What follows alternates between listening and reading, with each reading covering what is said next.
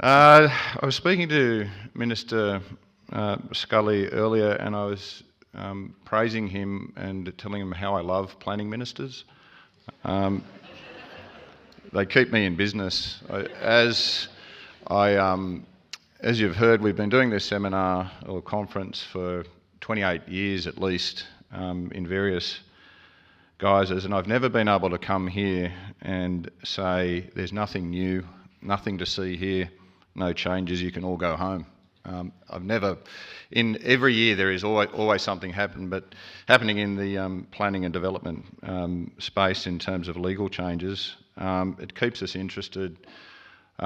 It provides a level of uncertainty for everybody in the industry because the changes can be made in some cases overnight in the context of the planning laws and the way that the system is set up. And we've seen some extensive changes over the past year. Particularly, we're dealing with, at the moment, with a lot of low and medium rise developments and appeals in the court that are going through the system. I'm not going to talk in too much detail about those matters. Gisela Corradini-Bird and Alicia Foley are going to deal with some of the cases they're involved with a little later today. But the LMR has the potential to change the landscape of Sydney completely. And I'm sort of looking at it as akin to what happened in the 60s, 70s and 80s with the market gardens, where we had market gardens, they got filled with houses.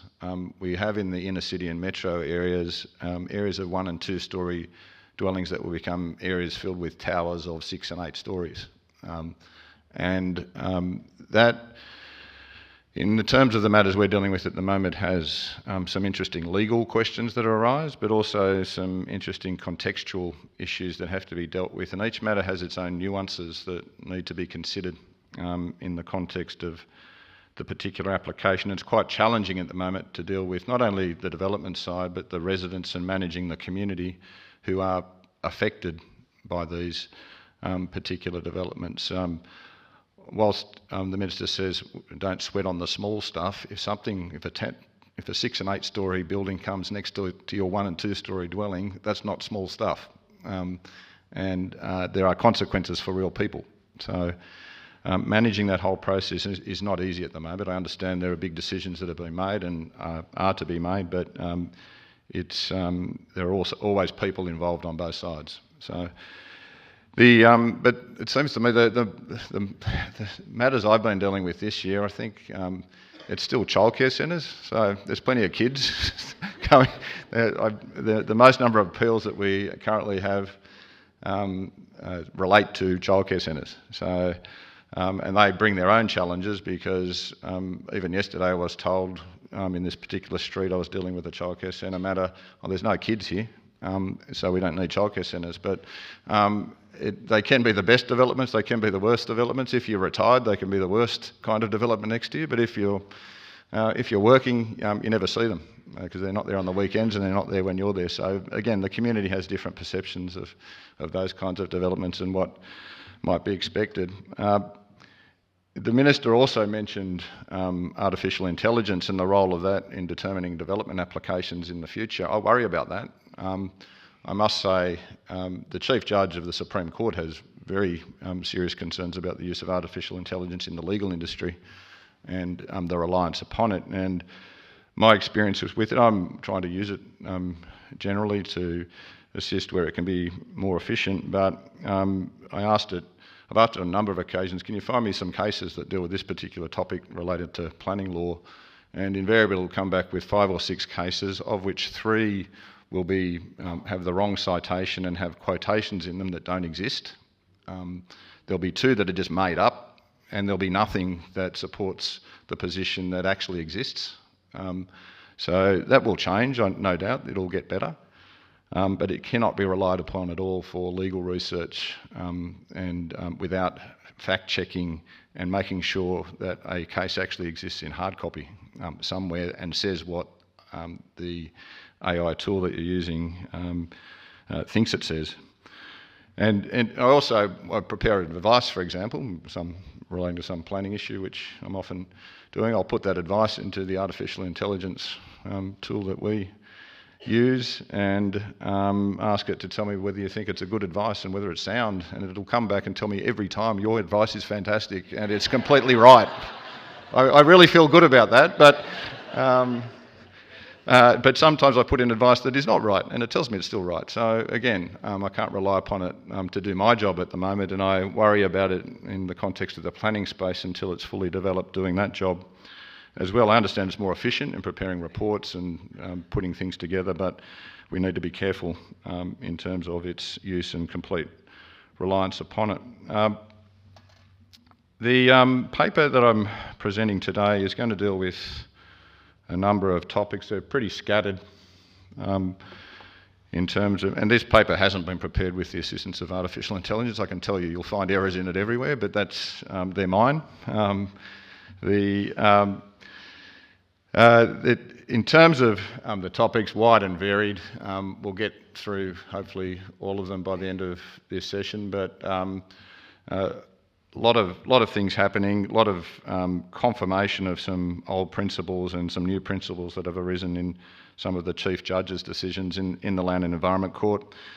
But the first topic I'm going to deal with is this role of objectors in the context of planning decisions and planning appeals. It constantly comes up, and sometimes objectors think that they've got the right to veto an application and everything they say should be taken into account. And I think my perception is they're becoming increasingly frustrated with the process and in essence considering it as something that is just paying lip service to their concerns rather than taking their concerns on board. But I'll talk about that in a moment, because the way that planning appeals have been dealt with have changed significantly over the years. When I was a young practitioner, we started in the American Express Tower in Sydney on the corner of George and King Streets in there, and it was a great time because it was essentially trial by ambush back in those days. We didn't have a statement of facts and contentions, and we didn't have to tell as a council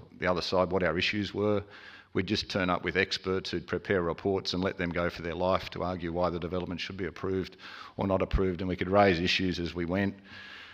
We didn't go to the site at the start of the matter. We might go to the site at the end of the evidence to have a look at the site to understand what the context of the site was, and we had assessors, not commissioners, and we had nothing in the nature of conciliation conferences or mandatory conciliation whatsoever. The landscape in planning appeals has completely changed to incorporate a lot of good changes. You actually now, as a council, have to tell the other side what your case is about, and you have opportunities in the process to try to come to resolutions of matter, to try and deal with matters more efficiently where they can be. But in terms of the process that we now have, the planning appeals are required to generally, after their first listing, have what's called a conciliation conference. There is planning appeals that are what they call residential appeals, where they relate to dwellings or dual occupancies. It's mandatory to have a conciliation conference followed by an immediate hearing after the conciliation conference if the matter can't be resolved at the conciliation conference. In the case of other planning appeals for other kinds of developments, the court will generally require a conciliation conference to be held, and they can only be presided over by a commissioner of the court. Judges can't actually preside over a conciliation conference, nor can they make agreements that parties may come to in the context of a conciliation conference, and that's what the legislation says. Commissioner must preside, and Commissioner then makes a decision that's in accordance with the parties' agreement if they are able to do so. There was a case a few years back a couple of years ago, 2023, McMillan and Taylor, where the Court of Appeal described what the Commissioner was doing when dealing with a conciliation or presiding over a conciliation, and they're not, the decision or outcome of that conciliation process that was confirmed is not the Commissioner's decision, it's just confirming the agreement that the parties have brought together, and that's where that quote on the board comes from. So the Commissioners not making an independent determination themselves at the conciliation. What they're doing is in fact just confirming that the agreement that the parties have come to is one that can be lawfully made. So the actual section of the Act that the Commissioner is exercising functions under is section 34.3 of the Act, and what it says, as you can see on the board, that if the parties or their representatives come to the terms of a decision that's acceptable to them, and the words in bold, being a decision that the court could have made in the proper exercise of its functions, they're the important words that have been subject of these judicial considerations that I want to speak to you about. Then the Commissioner must dispose of the proceedings in accordance with the decision and must set out the terms of the decision in writing. When we started with this provision, it came in, it's got to be at least 10 years since it's been in, we would go to site, we might come to a resolution, and then we'd prepare a document, say we've agreed on this particular decision, we'd hand it to the Commissioner would basically stamp it and say, away you go, you can get on with your particular development, and here's your development consent. Since that time, there's been various cases tell us, no, the Commissioner's role is not just limited to rubber stamping an agreement between the parties. The Commissioner actually has to turn their mind to what are called matters of jurisdiction and confirm that that there is actually power to make the determination that the parties are seeking in relation to the particular development. So initially decisions coming from Commissioners on conciliations were about a page long, just saying, I accept what the parties have said. They are now turning into pages and pages of decisions because Commissioners have to traverse through each jurisdictional point to come to a conclusion that the development can actually be approved lawfully. So in terms of that question being a decision that the court could have made in the proper exercise of its functions, the court has had a few things to say about that in the context of decisions that have been challenged by objectors. So Macmillan and Taylor was a case where an objector who was involved in the conciliation process but was not a party to the proceedings took a proceeding in the Supreme Court to challenge a conciliation agreement that had been reached by the parties and orders that had been made by the court, that is the Land and Environment Court, in accordance with that conciliation agreement. And in the context of that particular case, the Court of Appeal said that when you read those words, that back there being a decision that the court could have made in the proper exercise of its functions, it's clear that the Commissioner must be satisfied what the Commissioner must be satisfied of is that the decision could have been made by the court, not that it would or should have been made by the court, and that is consistent with the court having no obligation to assess the evaluative matters that would be required to be addressed if there were a full hearing. So that has then set up the way in which conciliations are dealt with. The Commissioner mightn't have approved a development if it went to a full hearing, but that's not the test. The test is, could the Commissioner have approved it, having regard to the relevant law that applied to the particular development application. And so that's that. In terms of the Commissioner's job at these conciliations where there is an agreement reached, there's no independent determination of the merits of the application. We've used those words for years, the merits versus the legal matters that need to be established. So Commissioners have no role in determining whether a development in terms of its merits warrants approval or doesn't warrant approval. They don't go into that territory at all. And Justice Moore, who's been to this conference before and has chaired our panel, he once described this whole process of conciliations and agreement making quite interestingly. He said he found it personally disconcerting because what he's being asked to do. He says, I'm grateful that whether by evolution, intelligent design or divine intervention, I have two hands that are capable of operating independently, one to sign the Section 34 agreement and the other one to hold my nose whilst I'm doing it, because some of the things I'm being asked to approve are not things that I would have approved if I had to undertake a full assessment and come to a decision in respect of that particular development application. But he understood the law says that's what he's got to do. He's not there to make any independent decision, he's simply there to confirm that it's a decision that could be made by the court.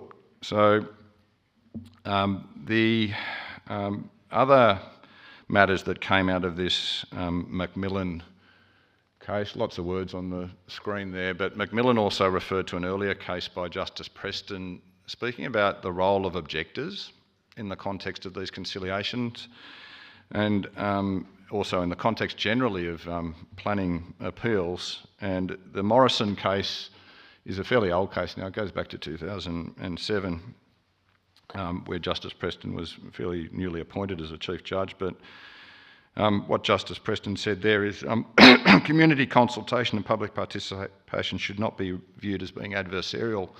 You see it a lot when I go on site, that objectors think they're there to argue a case and argue against the developer in that particular case. That's not their role. They're not a party to the proceedings. They have a right to make a submission, and their right is to make that submission and have it read and have it considered. That's it. And that's in essence what this court decision says. The community and affected persons have no entitlement to be an adversary to the applicant for development consent in a contest as to whether or not development consent should be granted. Community consultation and public participation under the Planning Act are not intended to give the community or affected persons who object to development any entitlement to veto development. And he goes on at paragraph 54 that the process of community consultation and public participation should also not be seen as an end in itself or as being more important than the ultimate merit outcome of a determination by a consent authority. The process of the community and affected persons being heard and making submissions is important, but there must be a limit to how long and detailed that process should be. Some cases get, in terms of the community, you get a lot more community involvement where they're particularly controversial. Others you don't hear from the community at all. The understanding of the community of their role in the context of a conciliation conference is, I must say, if I'm a community member, I'd find it pretty hard to understand, because what we do with a conciliation conference is we will, in accordance with the policy that's made by the court for conciliation conferences, we will go out to a site at 9:30 in the morning. We'll have a number of objectors who wish to speak in relation to the particular development application. They might be next door neighbours, they might be a community group, they might have other interests in relation to the application, and we can hear from a maximum of 6 of them in the context of the court's conciliation conference policy. And then after we've heard from them, we, as the council and the applicant, go away into some secret room somewhere, whether it's at the council or back at the court, and have secret discussions about that particular matter that we can't tell the objectors about. And you wonder why the objectors are concerned about that, because they think they're not being listened to, they don't have any more say in relation to the project, and their whole concerns can be ignored. So it's almost seen as a process where lip service is paid to what they say. We then go off and have a secret meeting, and out of that secret meeting some agreement can be reached. They don't have to be told about it until the agreement is actually made and the orders are made by the court. The interesting thing is the whole process of having objectors come to conciliation conferences to tell us their concerns about it is not in any legislation whatsoever. In fact, the legislation doesn't require objectors to attend conciliations or have any involvement in a conciliation conference at all. It's the court policy that says if you want, you can have objectors come along and say things at the conciliation conference, and here's the way that you will do it, and you'll manage it in this way, and you can have a maximum of 6 people come along.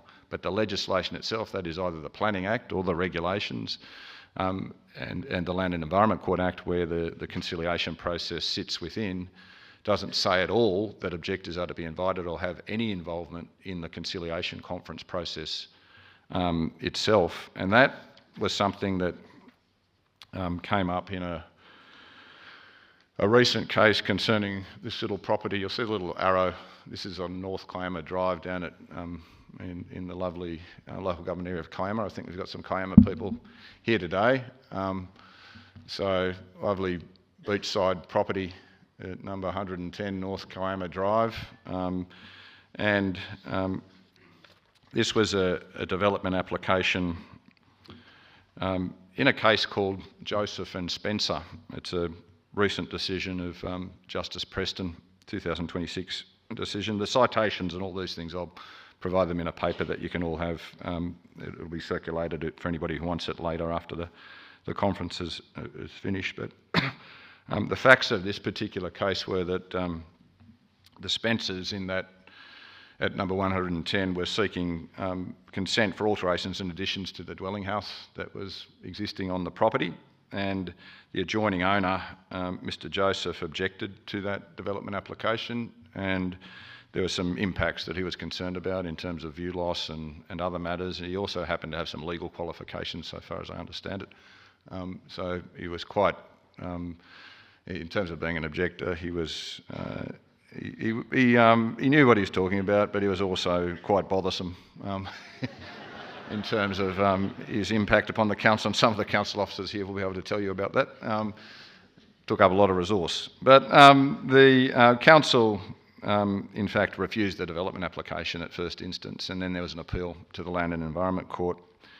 And the objector sought to be joined as a party to those proceedings. So there's no automatic right whatsoever for an objector to become a party to a normal planning appeal. Only in respect of designated development can an objector have an automatic right to join in a proceeding where there's an appeal against a decision relating to the development application. So normally, if you're an objector, you'll just expect to form part of the council's case and be called at either the conciliation conference to tell the court what your concerns are, or alternatively at the hearing you'll give some evidence about your concerns, and maybe even have the commissioner and the parties come into your house and look at your view loss issue or other impacts that you might be concerned about in terms of the development. But there is an ability under the Land and Environment Court Act and the Environmental Planning and Assessment Act for an objector to seek to be joined, provided they prove certain things. One of the things they have to prove is that they're going to raise issues that won't be raised by the council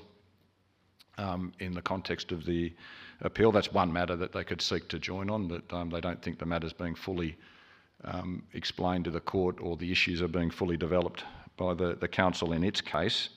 And sometimes they get in and they're joined as parties, and sometimes they aren't. That's a discussion for another day as to whether you can or can't join. But the objector sought to be joined, and the court said, no, you're not raising any issues that the council's not raising, therefore we're not going to let you join. You can just give some evidence as part of the process of either conciliation or at the hearing. And there was then in the proceedings, there was a conciliation conference that was held between the applicants and the council only. So that resulted in some amended plans that addressed the impacts so far as the council was concerned, and the council and the applicant reached agreement in the conciliation process for an approval of the alterations and additions application subject to conditions. The Commissioner was satisfied that the amended proposal was lawful, and then made orders disposing of the matter in accordance with the agreement that the parties had made. And then this objector, Mr. Joseph, challenges the decision by going to the Supreme Court, because he couldn't go to the Land and Environment Court because the Land and Environment Court had made the decision. So he challenges the agreement and the validity of the agreement, alleging that he was denied procedural fairness and was improperly excluded from the conciliation process.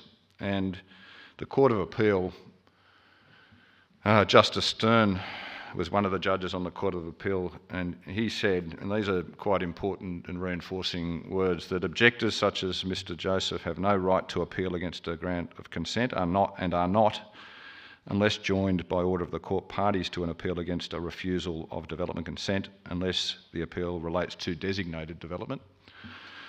And as non-parties, they have no entitlement to be involved in a conciliation conference, although consistent with what happened in this case, the conciliation conference policy of the court provides for non-parties to make submissions at the site visit at the outset of a conciliation conference. So, absent the court's policy that allows objectors to participate, if you want them to, at the conciliation conference, there's no entitlement legally for objectors to even come to a conciliation conference. And then at paragraph 43 is important. His Honour says that Parliament should be taken deliberately to have chosen in section 34, which is the conciliation provision of the Land and Environment Court Act, to provide that conciliation conferences are to take place between parties or their legal or their representatives, and not to include objectors. So that's what Parliament wants. It just wants the parties to have a discussion to see whether they can resolve it. You would have already, as a council, received the submissions, that is the written submissions from objectors. So you've got those. Why do you need to hear from them again? There is no requirement to hear from them again. But in terms of councils managing matters, they need to understand that these matters do affect communities. Communities want to have their input into the process as much as they can. So balancing and managing when objectors should or shouldn't be invited in relation to matters is not easy. So most councils take the position in dealing with conciliations that objectors should be invited and they should be allowed to have their say, even if we're going to go off and make an agreement after that to come to an agreement for approval of a particular development application. The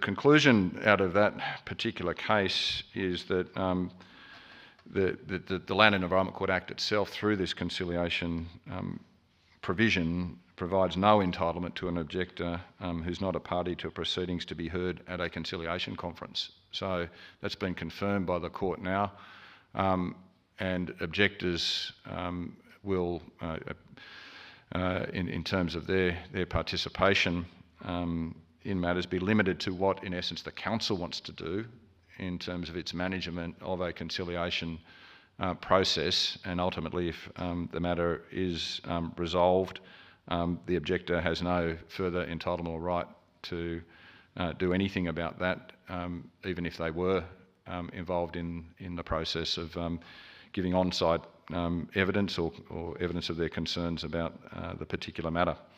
So it's added to really what is the theme of conciliation conferences. They're between the parties. They're a process that tries to facilitate what is the overriding principle in the civil litigation or the civil procedure legislation of just, quick and cheap disposal of proceedings. They're the words that are used in the civil procedure legislation, so the parties try to come to a resolution if they can of a matter. Next thing I want to talk to you about is boundary adjustments. There's an interesting case from the Chief Judge, again, about boundary adjustments have been around for years in the context of the old, what was SEP 4, I used to call it. There was a provision for boundary adjustments, and what was a minor boundary adjustment, what did that actually mean, how far could you move the boundaries, what does it look like. This case that I'm dealing with is dealing with this. It's a rural property, so zoned. It was up in Port Stephens local government area. It was zoned RU1, so the rural primary production zone. You can see what it, in the red outline is lot 579. That was a lot of about 96 hectares in size. And then in the orange, if you can see that little bit up there, that's a separate lot that's completely landlocked and has no public road frontage, obviously. And the proposal in this case was to carry out what was described, at least in the development application, as a boundary adjustment. So what they wanted to do was shift that lot there over to there, so there was a 4,000 square metre lot created adjacent to the road. So that was what was described as the boundary adjustment proposed in the development application. In this particular case, there was a 40 hectare minimum lot size standard. So you see they didn't have the 40 hectares, obviously, for that little lot down there. They were going to be creating a lot they couldn't create a lot under the local environmental plan because of the 40 hectare minimum lot size, and that lot that was going to be created over there was clearly less than 40 hectares. The other lot with the 96 hectares complied, but the small lot could never comply with the requirement for the minimum lot size of 40 hectares. So what they sought to do in this particular case, there was a clause in the local environmental plan that allowed a boundary adjustment to occur. So it was this clause 4.13e, which said despite clause 4.1, 4.1 is the clause that set the minimum lot size of 40 hectares for this rural land or rural parcel, development consent may be granted to subdivide land by way of a boundary adjustment between adjoining lots where one or more resulting lots do not meet the minimum lot size shown on the lot size map in relation to that land if the consent authority satisfied that. Then there were a series of things that needed to be satisfied. Don't need to worry about that in the context of this case. It was the question here of whether what was being proposed here was a subdivision of land by way of boundary adjustment. So the provisions relating to subdivision of land in the Environmental Planning and Assessment Act are interesting in how they describe what a subdivision of land is. So you'll see subdivision of land is described as a division of land into two or more parts that after the division would be obviously adapted for separate occupation, use or disposition. And then there's ways set out about how that subdivision might take place. The first points at A and B are not particularly relevant here as to how a subdivision might occur. It's subsection 2 where and this is the way subdivisions are generally done, is that subdivision of land includes procuring the registration in the Office of the Registrar General of a plan of subdivision within the meaning of section 195 of the Conveyancing Act 1919. That's the way subdivisions are generally carried out. You've got to get a plan registered at the Registrar General's office, and then it creates lots where you've got one lot, it'll create more than one lot out of that, or it might be a series of lots where you create more than one lot out of those, out of a parent lot. There's also a definition of plan of subdivision that is in that section 195 of the Conveyancing Act. Again, you don't look at this very often, but when you do, there's some curiosities that arise as to what a plan of subdivision actually is. So it's a plan that shows the division of an existing lot, so that's one lot, into two or more new lots. That makes sense. Or B, and in this case, this is the particular provision that came under scrutiny, was the consolidation of two or more existing lots and their simultaneous redivision along new boundaries into two or more new lots. So what was happening in this case, we had the two lots. We weren't doing the first thing, we weren't doing the division of an existing lot into two or more new lots because we had two lots that we're dealing with, so we couldn't be dealing with A.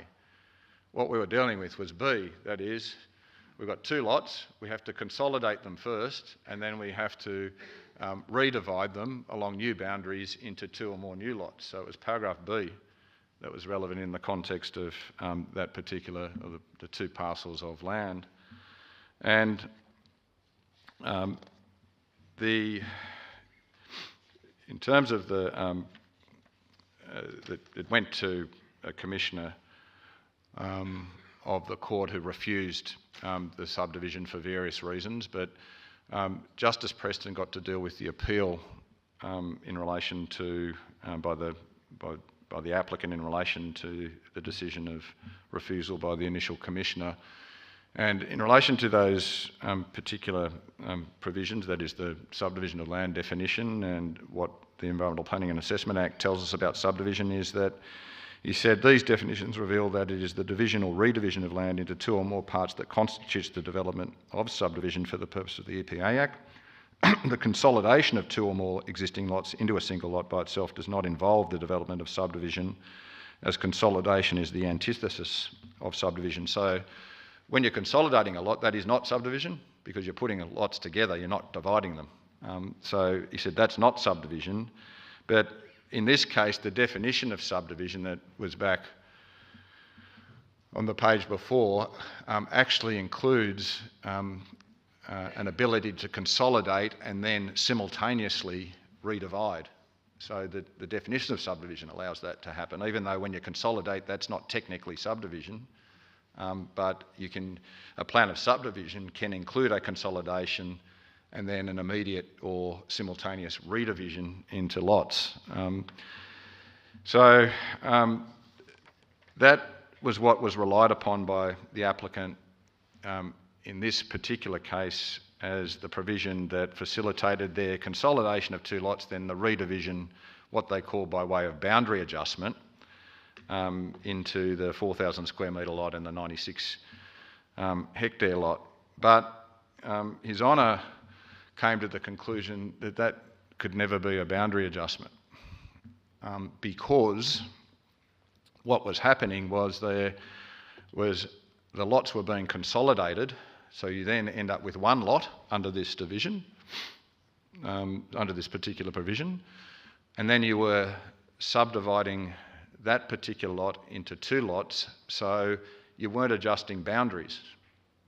What you were doing, because you had one lot and creating two new lots, not just changing boundaries. So the consolidation of the lot, in fact, then means I've only got one.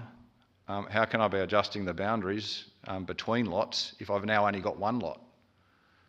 And what he said in this decision here was the consolidation and redivision of the land involved in the type of subdivision sought by the Volmers was to occur simultaneously, but analytically there would have been two stages to the proposed subdivision. The first would have involved the consolidation of the two existing lots into a single lot, and that couldn't meet the description of a subdivision by way of boundary adjustment, as the consolidation of two lots is not the subdivision of land under the Act. And the second stage would have involved the redivision of the now consolidated lot along new boundaries into two new lots, and that couldn't meet the description of a boundary adjustment, because once the land was consolidated, there would have been no adjoining lots, the boundaries of which were capable of being adjusted by redivision. The complication with this decision is I don't know how you do a boundary adjustment now, because you've always got to consolidate before you can do then the boundary adjustment to use that definition of plan of subdivision. So this concept of boundary adjustment, and even this particular clause, he doesn't give any answer in the case, by the way, to how you might do it, but it raises real doubt about the concept of boundary adjustment altogether. There are other provisions in, for example, the codes SEP, so the exempt and compliant development codes, that allow subdivisions without certain kinds of subdivisions without development consent. So, for example, where you're creating a lot for a public utility, or you might be creating a public reserve lot or a road, then you don't need development consent to do that. But where provisions like this that are anticipating that boundary adjustments can occur, this judgment really casts some doubt on the ability for the concept of boundary adjustment to even exist now. So we'll see what happens with that, and whether there's any legislative change that might need to be made to facilitate those kinds of things happening. Now, next thing I want to talk to you about is biodiversity.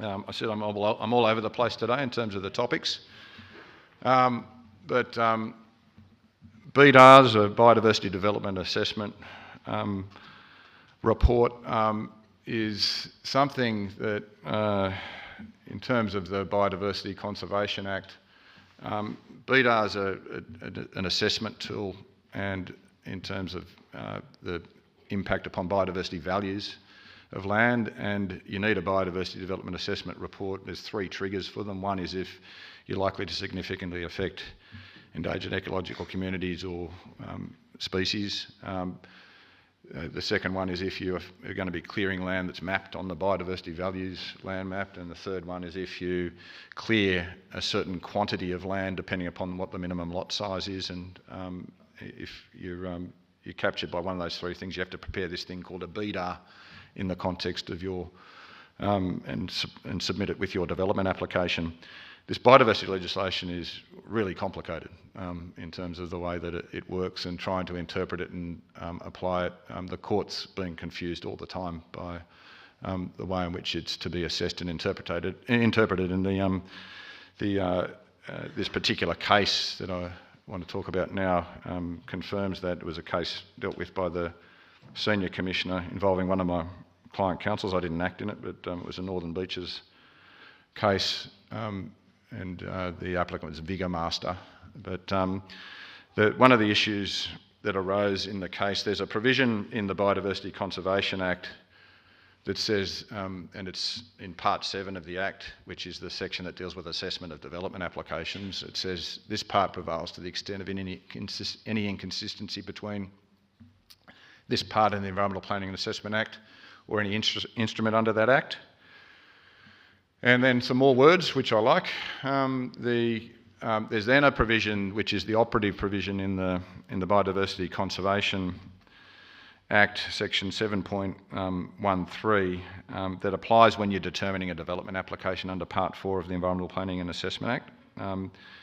And it says the consent authority, when determining in accordance with the Environmental Planning and Assessment Act 1979 any such application, is to take into consideration under that Act the likely impact of the proposed development on biodiversity values as assessed in the Biodiversity Development Assessment Report, so the BDAR, that relates to the application. And the next words are important. The consent authority may, but is not required to, further consider under that Act the likely impact of the proposed development on biodiversity values. So those were the words that were the focus of, or part of the focus of this particular case of Northern Beaches Council and Vigour Master, again a decision of the Chief Judge. What the proceedings concerned was a development application for a seniors living development at Oxford Falls, and it involved the clearing of vegetation that triggered this need for a biodiversity development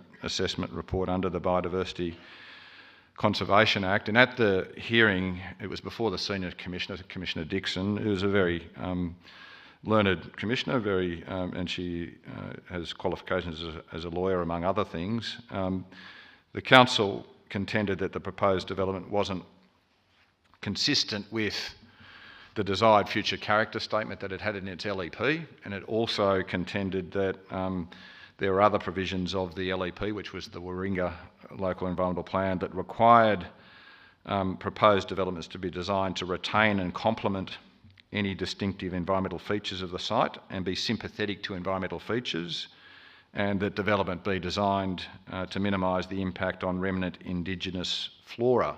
So it had its own, the LEP had its own environmental considerations and requirements within it. So what this case was about was, do those particular provisions in the LEP, which require assessment of environmental matters in terms of the environmental features of the site and the Indigenous remnant flora and the character in terms of the desired future character statement, are those provisions overridden by this provision of the Biodiversity Conservation Act that says once I've got a BDAR, all I need to look at is the BDAR and not have to take anything else into account, because that would be inconsistent with the provision that says the Biodiversity Conservation Act prevails, at least this part of it, when it comes to assessing a development application. So in essence, Commissioner Dixon came to the conclusion in her case that it did. So once you had a BDAR, then that prevailed, and you only had to look at that BDAR when assessing the biodiversity values of a particular site. You didn't need to go any further than that. So the provisions in the council's LEP didn't need to be looked at in terms of what they required in relation to retention of environmental features and character and indigenous flora, because they were inconsistent with the provisions of the Biodiversity Conservation Act that gave primacy to the Biodiversity Development Assessment Report. But Justice Preston said to the Senior Commissioner, so this is his Senior Commissioner, you're wrong, and I'm right. That provision of the Biodiversity Conservation Act, which I'll go back to, the one down the bottom here, that the consent authority may but is not required to further consider under that Act the likely impact of the proposed development on biodiversity values, is not excluding the ability or need to consider provisions in the LEP that relate to environmental matters. So he interpreted that provision 7.13, and the words I had in bold a moment ago, he said, the first sentence sets a relevant consideration. It requires the consent authority when determining a development application to take into consideration under that Act the matter of the likely impact of the proposed development on biodiversity values, but to do so by considering how that likely impact is assessed in the Biodiversity Development Assessment Report that relates to the development application. So that's what the section says. You must consider impact on biodiversity values by reference to the Biodiversity Development Assessment Report. But then he says the second sentence makes it clear that consideration of the impact of the proposed development on biodiversity values as assessed in the BDAR is not to the exclusion of any other consideration of the impact of the proposed development on biodiversity values. So what he held was that that section 7.13, whilst it requires the consideration of the BDAR, it doesn't make it determinative or exclusive, and the provisions in the LEP and the Biodiversity Conservation Act were not inconsistent. They could be construed together and construed harmoniously. It needs to be established is whether the use was for a lawful purpose, and that involves tracing the history of the use back in time to establish that when the use commenced, it was for a lawful purpose, and that the use continued to be for a lawful purpose up to the point in time immediately before the coming into force of, in this case, it was the industry SEP, but whatever planning instrument is the relevant instrument that prohibits the use. It's becoming increasingly difficult to deal with existing use cases to trace back the lawfulness of the use, particularly on historical buildings like that one that have been in existence since the 1900s. But it helps us lawyers put bread and butter on the table. So I'm not going to say anything else about it. The minister's out of the room, so you can't change it. A previous minister changed the law when an existing use was proposed next to his property, but I say nothing more about that. The development standards and restrictive covenants. Development standards is still something that causes a bit of litigation in the Land and Environment Court, and there's another recent case that I just want to talk to you about briefly, but we've got that definition of development standards which most planners and others who are involved in the development industry are familiar with because you've got to deal with them. That's the words that come straight out of the definition of development standards. So provisions by or under which requirements are specified or standards are fixed. There's then a list. I haven't put the list in there. There's a list of about 15 things that are said to be, and they're not limited to them, that are said to be things that are development standards. But this preamble to the part of the definition is the part that has caused the most litigation, both in the Land Environment Court and the Court of Appeal, in relation to matters involving development standards. And there's a quote that I really like. I've put it up here before about this meaning of development standards. It comes out of a case back in 2006 of the Court of Appeal where Justice Ip was trying to work out what this definition of development standards was, and he focuses upon the words where it says requirements are specified and standards are fixed. And he says a standard in this context is a benchmark, a requirement, so a standard, when you use standard, it's a benchmark or a guideline. A requirement, though, according to its natural meaning in this context, is a commandment. So a requirement is something you have to do. A standard is like a guideline. So he then says, to define a standard as including a requirement according to its natural meaning is akin to defining a cat as including a dog. The point being that just as the characteristics of a cat in such a definition cast no light on what is meant by a dog, the characteristics of a standard in such circumstances cast no light on the meaning of a requirement. If one were unfortunate enough to have to construe a definition of a cat that included a dog, the fact that a particular animal looked like a dog, lifted its leg on lampposts, barked continuously, and had every other characteristic of a dog would not mean, for the purposes of the definition, that it was not a cat. That stood with me for a number of years as a really good description of a development standard. But the case I just want to refer to briefly is this case involving Inner West Council and XYZ Services Pty Limited. Involved this particular site here. And you can see this is off the East Spatial Viewer, but the site in yellow, and then what is the overlay or the layer that is placed in there in pink, and the red line is the foreshore building line. You can see the existing building on the land intrudes into the foreshore building line, as do a number of properties in that location, where there are elements of built form and other ancillary items within the foreshore building line area. And in this application, it was a development application to demolish the existing dwelling on that lot in yellow and then subdivide the lot into two lots and then put two detached dwelling houses on the land. The development was permissible with consent, but there was a provision in the LEP that said development consent must not be granted for development on land to which this clause applies except for the following purposes. So this clause applied to the foreshore building line.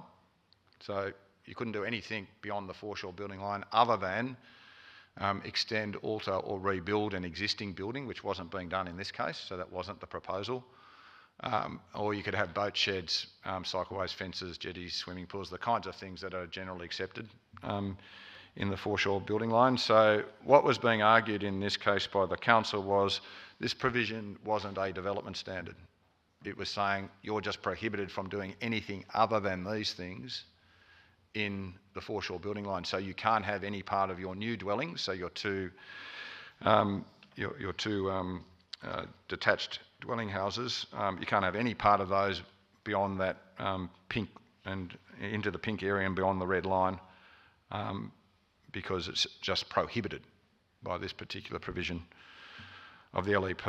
And there was also, in this case, which made it more, and I'll come to what the court said about that in a moment, but there's also an interesting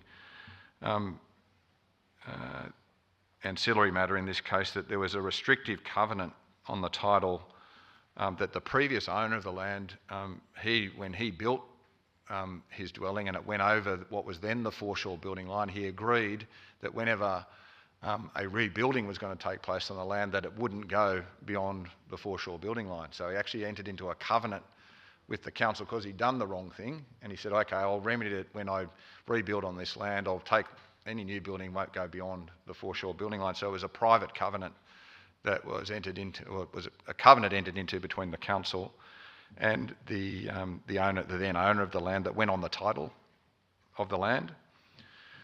And there's that provision in the council's LEP, the Inner West LEP. It's generally in all LEPs in the state as a standard type of provision when adopted, but It's the provision that, in essence, disapplies covenants if it's necessary for development that is approved to be carried out. So if there is a private covenant or a covenant on land, generally you won't have to comply with it if you get a development consent for development that needs to be carried out that is contrary to that particular covenant.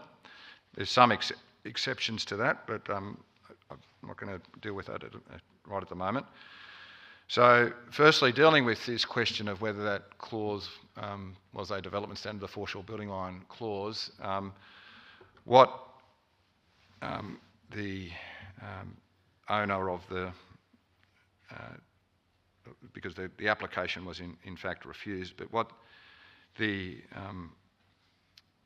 was argued, sorry, the application was approved, but the council that took the appeal to Justice Preston in the Land and Environment Court, and they were arguing that the question of whether this provision was a development standard or not hadn't been properly determined because the Commissioner hadn't looked at what were considered to be two questions that came out of another case called Strathfield and Pointing that needed to be addressed in the context of considering whether something was a development standard. So in that case, the Court of Appeal had said that there's two questions that might be asked in order to determine whether a provision is a development standard. The first question, is the development prohibited under any circumstances?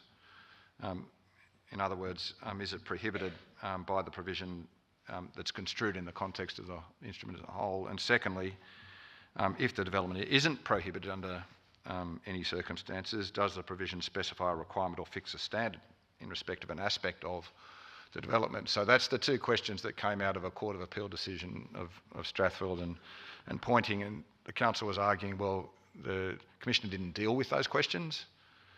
In fact, what the Commissioner did, the Commissioner went straight to the definition of development standards that I had up on the screen earlier and looked at that definition. And Justice Preston says the test for whether a provision of an environmental planning instrument is or is not a development standard is a statutory test, as development standards are defined in section 1.4. I've had that definition was up there a moment ago. A provision that falls within the definition is a development standard, whilst a development that does not fall within the definition is not a development standard. That's pretty helpful. But the thing he says, there is no other test. So what he's saying to us is look at the legislation, look at the words in the legislation. Whilst there may have been other decisions of courts over many years that have tried to provide guidance on how you might get to a resolution of whether a particular provision is a development standard or not, the approach that was set out in that Pointing case of looking at two questions is only giving you guidance of how you might get to a particular conclusion on whether something is a development standard. It doesn't replace the actual words that are used in the provision itself. And that's increasingly the Chief Judge's approach in relation to a lot of cases now, because even a couple of years ago we were dealing with questions about modification applications and what is meant by substantially the same. And there's been lots of cases about how you might come to a conclusion of whether something's substantially the same or not. Is it quantitatively and qualitatively the same or not? There's some tests around that, but he's coming back to saying just look at the words in the definition, use those words and come to a conclusion on the basis of those words. All of these cases are just giving you guidance on how you might come to a conclusion, not that you have to actually answer those two questions. Just look at the legislation and answer the questions answer the question of whether the particular provision you look at falls or doesn't fall within the definition of that particular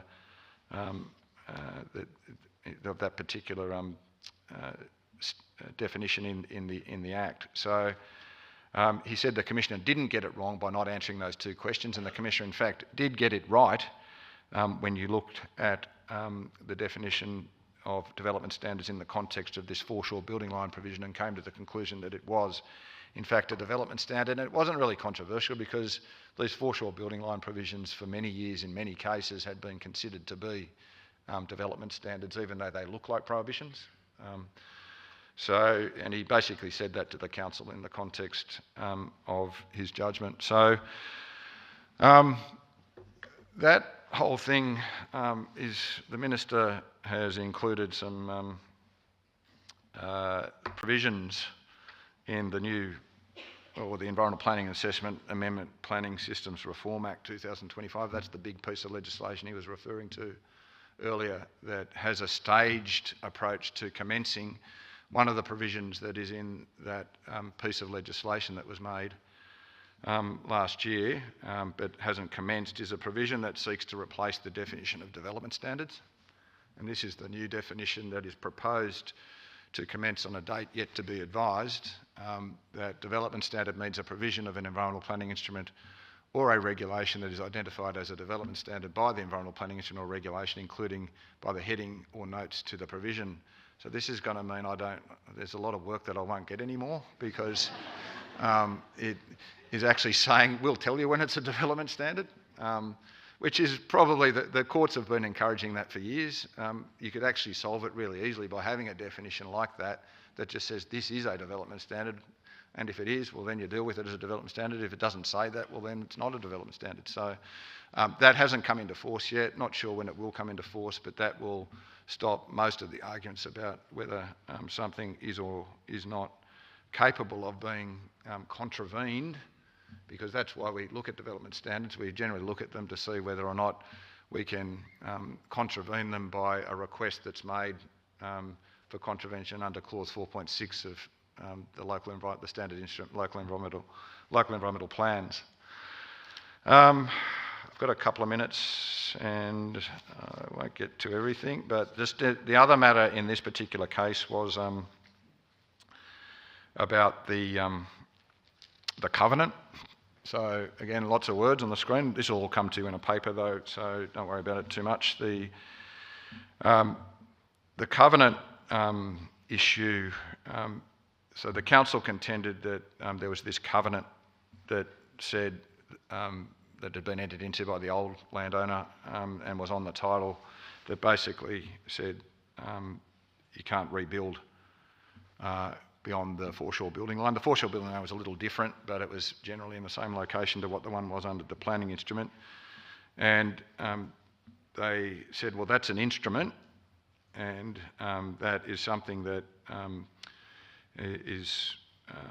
needs to be complied with, and it's not set aside by that clause 1.9a because it's an instrument that was required to be made by the council. So one of the exceptions in relation to the suspension of covenants or the disapplication of covenants is where that covenant is one that is made on behalf of or required to be made by a council. So you won't get the benefit of overriding a covenant if it's one like that. So it was accepted by the parties that the covenant in this case was one like that, so section 1.9a didn't override it. And they said, well, that covenant is something that should mean that the commissioner should have refused the application because it's saying that you can't build there. What Justice Preston said is that the operation of the covenant is a matter of private law, not public, and the covenant can't prevent a consent authority exercising the power to determine an application to carry out development on land burdened by the covenant by the grant of development consent. And he went on to also conclude that the consent authority wasn't required to resolve any future enforcement issue in the context of the development application assessment and determination. So the council could actually go and enforce that covenant and seek to, irrespective of whether development consent is given, but he said in the context of the planning determination, not something that either the consent authority or the court had to resolve. That was a matter for another day and probably another court if the council wanted to seek to enforce that particular covenant that remained in existence. Finally, I've got some other stuff in here, but I just wanted to go this little interesting thing. This is another matter that involved the Inner West Council area that I'm a little familiar with at the moment, but it's the way that we're using the planning portal and the spatial viewer and the layering that you get on the mapping system. So this, in this case there, you'll see here, this is the floor space ratio map that was applicable in this particular case. And what had happened was that there was a development consent that was granted by the council for alterations and additions to that little parcel there. It's about 168 square metres in terms of site area at Camperdown. And the neighbour challenged the consent, the validity of the consent, alleging that there was a breach of the floor space ratio. So you can see on that map there it says 0.6 to 1. That's and the layer that we've ticked on the box here is the floor space ratio map, which shows in green where that floor space ratio applies and puts the number on it too of 0.6 to 1. So in this particular case, the floor space that was actually proposed on the site was more than 0.6 to 1 in terms of the development application and what was approved by the council. But there were two provisions in the council's LEP. One, which was the general FSR provision that said 0.6 to 1, go to the floor space ratio map, see what it shows. It shows 0.6 to 1. But then there was another clause that was, and FSR provisions are generally clause 4.4. There was a 4.42 that said look at the map, 0.6 to 1. There was another clause, 4.42C, which was within 4.4, but a sub-clause. It says the maximum floor space ratio for development for the purpose of attached dwellings and other sorts of development, including dwelling houses on land identified as clause 4.42C on the floor space ratio map is specified in a particular table. And that table had a series of different floor spaces that would apply depending upon the site area. And in this case, because there was 168 square metres, the maximum floor space ratio in that clause was actually 1.1 to 1.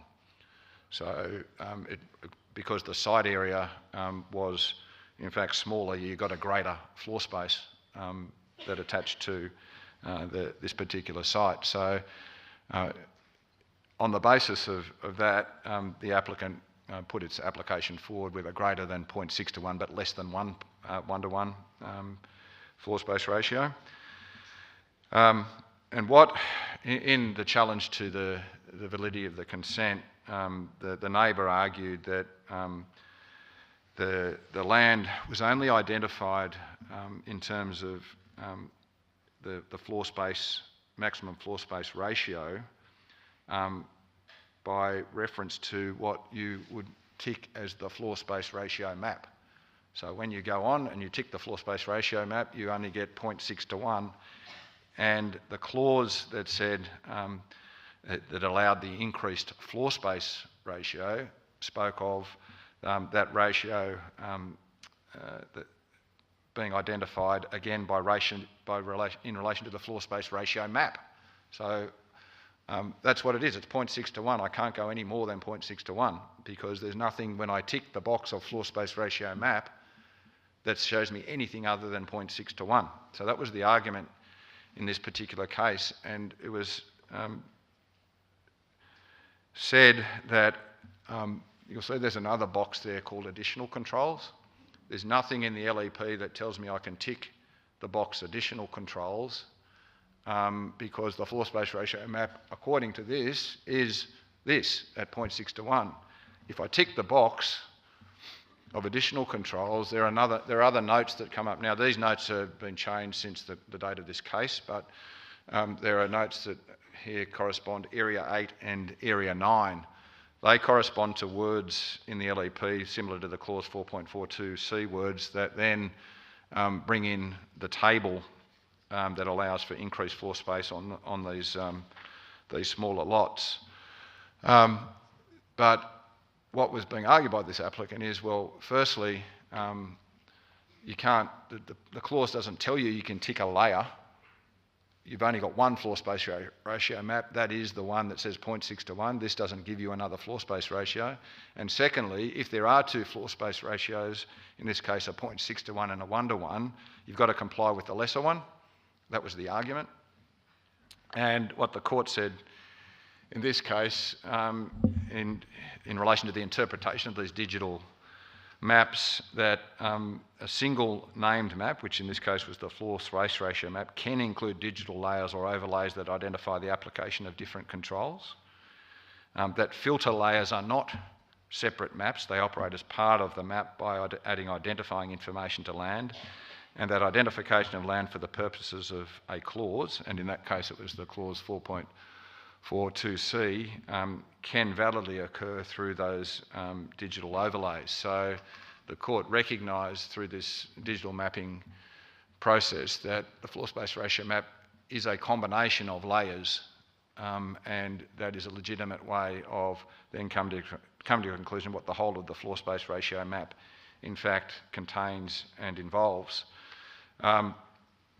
So what that case really confirms is that these digitally displayed maps, including their filter layers, form part of the named map, and that in terms of the site-specific development standards, that when His Honour was asked to adjudicate on that, he said that in this case where there was a 0.6 and a 1:1, that the specific or site-specific development standards in LEP will generally displace the general standard. So you look at the more specific provision, in this case of the 1:1 that applied to a particular site as compared to the 0.6:1 that applied generally, and you use that as the relevant floor space, which was then 1:1 floor space ratio with which the development complied, and therefore the applicants or the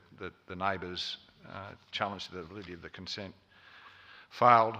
Now, there's a couple of other cases that I've included in my paper. I'm not going to talk about them now, but there's an interesting case about easements and tree roots, and whether or not a developer has got a site where there are tree roots coming into an easement, they've got the benefit of whether they can require those tree roots to be removed. I'll leave you to read the paper that I presented on that one. And then there's another case about restrictive covenants and their, in terms of their, whether or not they're set aside by that 1.9a provision. I've gone too long, but hopefully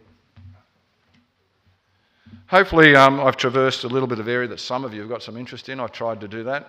It's a little hard to capture everybody's, what you're interested in, but for the purpose of today, if you've got any other questions, I'll be around for the rest of the day. Come and tap me on the shoulder if you want to have a chat. But thank you all for coming. It's a big audience. I think we had over 300 people accept this year, which is one of the largest attendances. We really appreciate you coming from all parts of New South Wales, and hope you enjoy the rest of the conference. Morning tea is now served, so thank you.